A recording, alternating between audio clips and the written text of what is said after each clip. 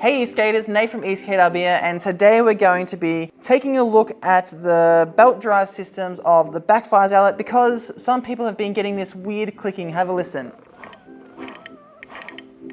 Now that could be just because there's a little bit of debris between the pulleys and the belts, or it could be because one of the grub screws is loose on the pulleys. So this is pretty much applicable to any electric skateboard that is running this type of belt drive.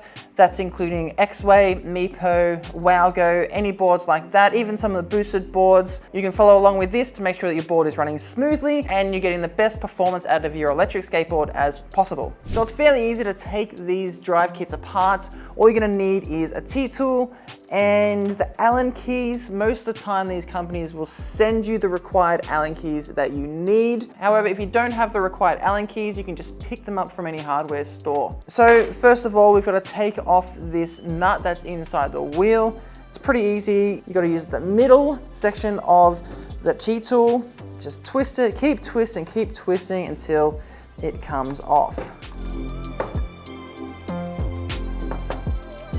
It's going to be filthy because I've been riding it quite a fair bit lately. Make sure you take this washer off, and you don't want to lose that. Let's put them aside so we don't lose them. Now what's going to happen is as we take the wheel off, it's going to take the wheel pulley off as well. So we need to twist it carefully and pull the belt back so that we don't damage any of the pulleys.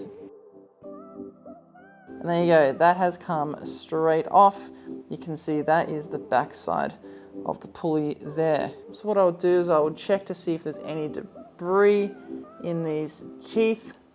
I can't see any there. Next, you can take off these belt covers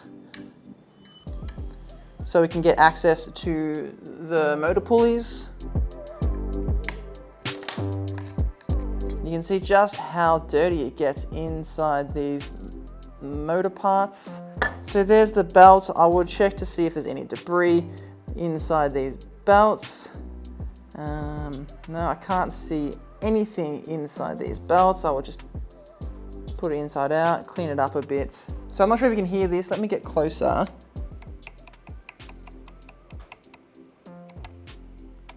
You can hear that. It's the clicking of the motor pulley.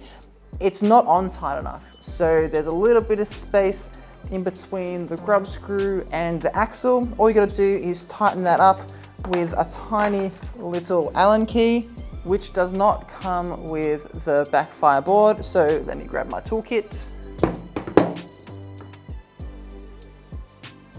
So what you'll do here is there's this tiny little hole right on this motor kit. Let me give you a closer look. You can see that here, this little hole here, that's a grub screw. It applies force onto this axle to keep this tight, but instead it's a little bit loose. So we'll put an Allen key in here, see if we can get that out.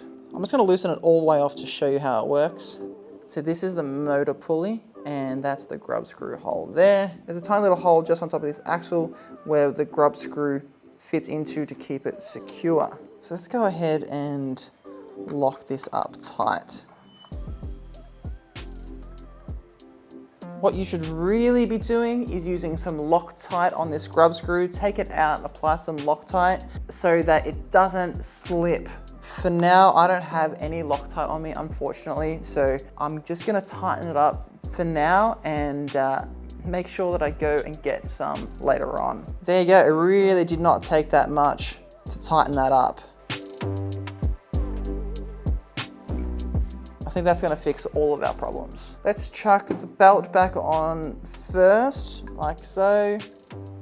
And then we'll slip this on like that. All right, here's another thing. If you see through here, you can see a tiny little spacer that sits between the two bearings. So what we're gonna need to do is line that up straight, put the board on its side, and put it on straight.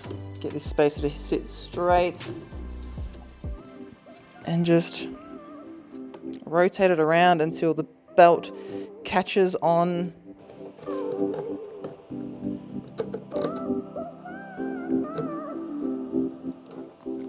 Just got to use a little bit of force to get it on. Yep, that's on. Keep twisting it on until you line up the wheel pulley with the motor pulley and everything seems to be going straight.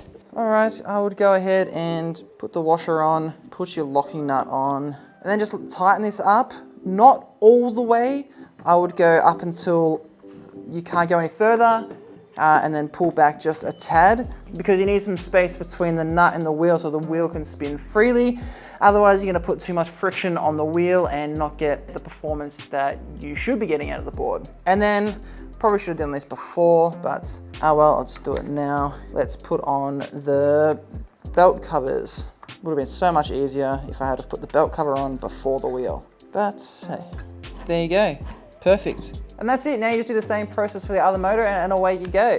Hopefully that's helped out a lot of people. I would recommend doing this every so often, depending on how often you ride your board. What happens is you can wear down your belts snap, but not only that, but it makes the motors have to work a little bit harder to get the same performance, which moves into the ESC and the battery, and overall just reduces the life of your electric skateboards. So depending on how often you ride, I would be doing this at least once a month if you're an everyday rider, possibly a little bit more often. This is just basic maintenance, exactly like servicing a car. You're going to prolong the life of your electric skateboard and make sure that it performs at its best abilities. I think that's the most basic things you need to know for cleaning out your belt-driven motor system. I could go into great detail about maintaining your board and servicing all of the parts, but I think I might save that for a later video down the track. If you've got any questions, just drop them down in the comments below. I will answer them. Smash that like button for me and subscribe and hit that notification bell button if you want to stay up to date with all electric skateboard news and reviews coming out in the future. As always, e-skaters, ride safe out there and I'll see you soon.